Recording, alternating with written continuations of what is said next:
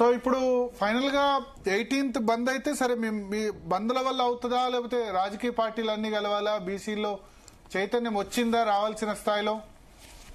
మేము 24 తారీఖు నాడు ఈ ఇందిరా పార్క్ ధర్నా చౌక్ లో ఒక పెద్ద ధర్నా చేస్తున్నాం. ఇంటలెక్చువల్స్ మీరు, నేను, చిరంజీవులు గారు, విశారదన్ మహారాజు, ఇంకా దాదాపు ఒక 20 సంఘాలు కలిసినాయి మా దాంట్లో.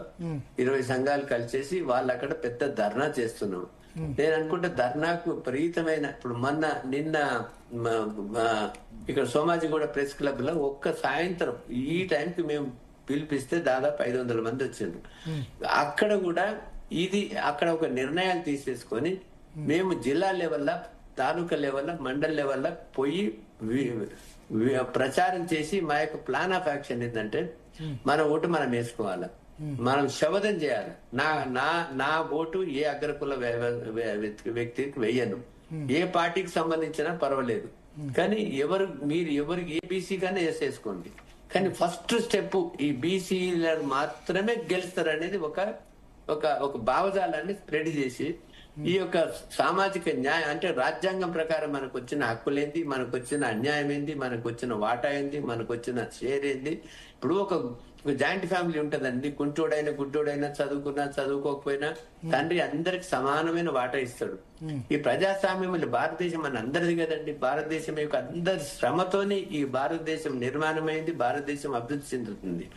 అటువంటి అప్పుడు ఈ ప్రజాస్వామ్యంలో కూడా, ఇంకా డెమోక్రసీలో కూడా అందరికి భాగస్వామ్యం లేకపోతే ఎటువంటి చట్టాలు తయారైతాయి, ఎటువంటి ఇప్పుడు అన్ఫార్చునేట్ ఏంటంటే ఇంతవరకు ఈ భారతదేశంలో 76 సంవత్సరాలు ఉన్నా కూడా విద్య, ఈక్వల్ ఎడ్యుకేషన్ లేదు, హెల్త్ లేదు. ఇది కమర్షియల్ అయిపోయింది.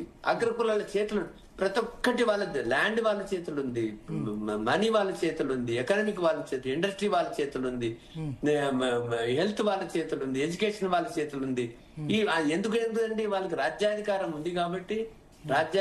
ఉంది కాబట్టి political power is the biggest source of accumulating the illegal money. కాబట్టి డిస్ప్రపోర్షనెట్ గా వాళ్ళు పెరుగుతున్నారు. కాబట్టి ఈ చైతన్యం తెచ్చి మా ఓటు మేము వేసేసుకొని మా వాటాను మేమెత్తో మాకంతా సాధించుకుందామని మేము ముందుకు వెళ్ళదలుచుకుంటాం. ఓకే, సో ఇప్పుడు ఆర్ కృష్ణయ్య లేకపోతే బీసీ జేఏసీ నేతృత్వంలో వాళ్ళైతే మీకు ఏమి ఇన్ఫర్మేషన్ ఇవ్వలేదు. 18వ తేదీ బంద్ గురించి మీరేం మాట్లాడారు దాని గురించి? 18వ బంద్ ఇప్పుడు వాళ్ళు గురు శిష్యులు ఒకటైనరు, దానికి ఇంకో 4 ఒకటైనరు, 3 గౌడ్లు ఒకటైనరు. మంచిది. ఎవరు ఉద్యోగం ఇప్పుడు భారత స్వాతంత్ర్య పోరాటంలో కమ్యూనిస్ట్ చేసింది, కాంగ్రెస్ చేసింది, బీజేపీ అన్ని వర్గాలు చేసినారు. కానీ బీసీలు మభ్యపెట్టి స్వాతంత్రం వచ్చినాక మీకు న్యాయం చేస్తామని బీసీలు మభ్యపెట్టి స్వాతంత్ర ఉద్యమంలో పాల్గొన్నారు. కానీ ఏంది సాధిస్తారు? వాళ్ళ దగ్గర ఇదమిద్దమైన ప్లాన్ ఆఫ్ యాక్షన్ లేదు. ఐక్యంగా చేస్తే ఇంకా ఉండదా? ఐక్యంగా చేస్తే బాగుంటది, కానీ వాళ్ళు ఒక్క రోజు కూడా గవర్నమెంట్ కి డబ్బా కొడుతున్నారు, పాలాభిషేకం చేస్తున్నారు, పూలాభిషేకం చేస్తున్నారు. కానీ మేము నిజం మాట్లాడితే మా దగ్గర రారు వాళ్ళది. ఎందుకు మరి గవర్నమెంట్ ఎందుకు అట్లా డబ్బా కొడుతున్నారంటే? ఎందుకు ఇప్పుడు మనిషికి పవిత్రత ఉండాలి, ఆనెస్టీ ఉండాలి, సిన్సియారిటీ ఉండాలి, నీతి ఉండాలి, నిజాయితీ ఉంటే కాంప్రమైజ్ కాదు దేనికైనా. ఓకే, సో ఇంకొకటి, జస్టిస్ రోహిణి కమిషన్ ఏర్పాటు చేశారు. ఆ రిపోర్ట్ కూడా ఇచ్చినట్టుంది. అక్కడ కేంద్రంలో వర్గీకరణ ఎందుకు చేయట్లేదు? బీసీ వర్గీకరణ ఏం ఆపుతున్నాయి అనుకుంటారు మీ ఉద్దేశంలో? సిస్టర్ జస్టిస్ రోహిణి కమిషన్ కూడా నేనేమన్నానంటే కులగణన చేయండి. జస్టిస్ రోహిణి కమిషన్ ఏదైతే వర్గీకరణ ప్రపోజ్ చేసిందో అది తప్పుల తడక. ఎందుకన్నానంటే ఇప్పుడు ఎంతమంది ఎంబీసీలు ఉన్నారు, ఎంతమంది మోర్ బ్యాక్వర్డ్ క్లాస్ ఉన్నారు, మోస్ట్ బ్యాక్వర్డ్ క్లాస్ ఉన్నారు, లేకపోతే హయ్యర్ బ్యాక్వర్డ్ క్లాసెస్ ఉన్నారు అనేది నీకు సైంటిఫిక్ డాటా లేనిది కేంద్ర ప్రభుత్వంలో ఉన్న ఉద్యోగుల డాటా తీసుకొని ఓన్లీ కొంచెం పై తీసేసుకుంటే ఎట్లా దొరుకుతుందండి డాటా సర్వేలా? కాబట్టి సమగ్రమైన సర్వే మొత్తం ఇంద్రసాని యూనివర్సిటీ ఆఫ్ ఇండియా ఏమన్నారు, మొత్తం భారతదేశంలో ఉన్నటువంటి జనాభాని సేకరించి అది ఫిల్టర్ చేయాలన్నారు. ఏది మనం జల్లెడ పడతాం కదండి, జల్లెడ పడితే గట్టితులు కింది పోతాయి, తాలితులు మీదకి వస్తాయి. అట్లా 2-3 వర్గాలను తెచ్చుకొని ఇంద్రసాయిలో మీరు వర్గీకరణ చేయొచ్చు. ఇది అంటే రిజర్వేషన్స్ యొక్క ఫలాలు to percolate to the most backward classes వర్గీకరణ చేయాలన్నారు. ఇప్పుడు మీరు సర్వే లేదు, పాపులేషన్ సర్వే లేదు, డేటా లేదు, కంప్లీట్ సమగ్రమైనది లేదు. నువ్వు ఆమె చేస్తే దానికి సైంటిఫిక్ ఏముంది, వాళ్ళకి భయపడి అది కోర్టు నిలవదని వాళ్ళు వర్గీకరణ చేయట్లేదు. అదంతా కాదు. ఇప్పుడు నేను నేషనల్ కమిషన్ బ్యాక్వర్డ్ క్లాస్ ఉన్నప్పుడు అండి ఎన్ని రికమెండ్ చేశాను. నేను పొలిటికల్ రిజర్వేషన్స్ కల్పించాలని చెప్పినాను. తర్వాత ప్రైవేట్ సెక్టర్ లో రిజర్వేషన్స్ కల్పించాలని, తర్వాత నేషనల్ లా స్కూల్స్ లో నవోదయ విద్యా స్కూల్, సైనిక్ స్కూల్స్ లో ఈ అన్నిట్లా రిజర్వేషన్స్ కల్పించాలంటే ఇప్పుడు కల్పిస్తున్నారు. తర్వాత మొత్తము కులగణన చేయాలని నేను ఫుల్ కమిషన్ రిజర్వేషన్స్ పాస్ చేసి పంపించినాం. ఎన్నో రికమెండేషన్లు చేస్తున్నది. చేస్తే కూడా వాళ్ళకు నేను even I met the honourable prime minister of India, even Amit Shah 3 meetings attend.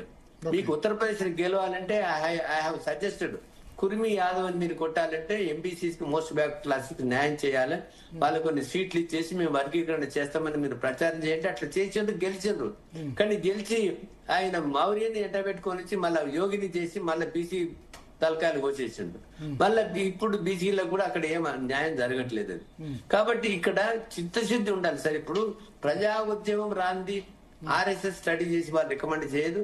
A policies చేయాలన్నా కూడా బీజేపీ ఒక సమగ్రమైన ఎంక్వైరీ చేసి ఆర్ఎస్ఎస్ చిన్న విలేజ్ కమిటీకి వెళ్ళి భారతదేశం అంతా సర్వే చేసి అప్పుడు అంచెలంచెలుగా పైకి వేసి వాళ్ళు రికమెండ్ చేస్తే బీజేపీలో ఏదైనా అవుతుంది. కానీ వాళ్ళకి రాష్ట్రంలో కూడా ఏబిసిడీలు కరెక్ట్ గా ఉందా? ఏబిసిడి వర్గీకరణ ఇప్పటి వరకు లేదు, అస్సలే లేదు. ఇప్పుడు ఫర్ ఎగ్జాంపుల్ అండి, ఇప్పుడు ఉమ్మడి ఆంధ్రప్రదేశంలో కాళింగులు ఉన్నారు.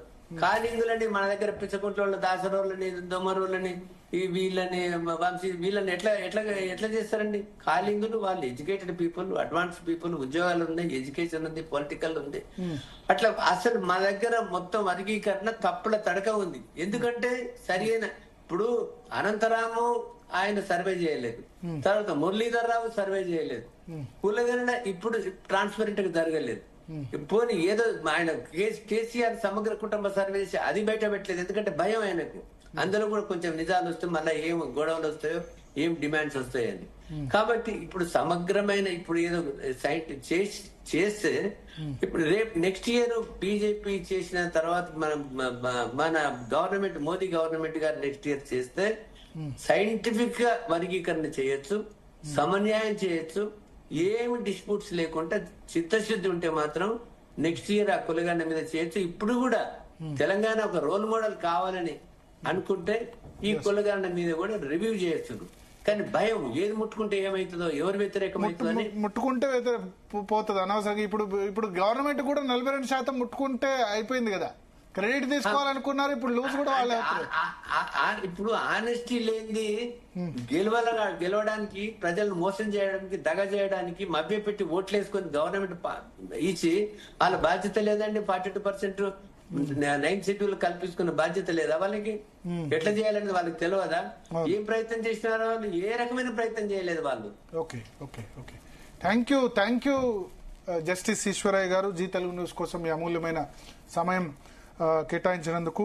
సో స్పందన చాలా విషయాలు చెప్పారు ఈశ్వరయ్య గారు. ఒకటి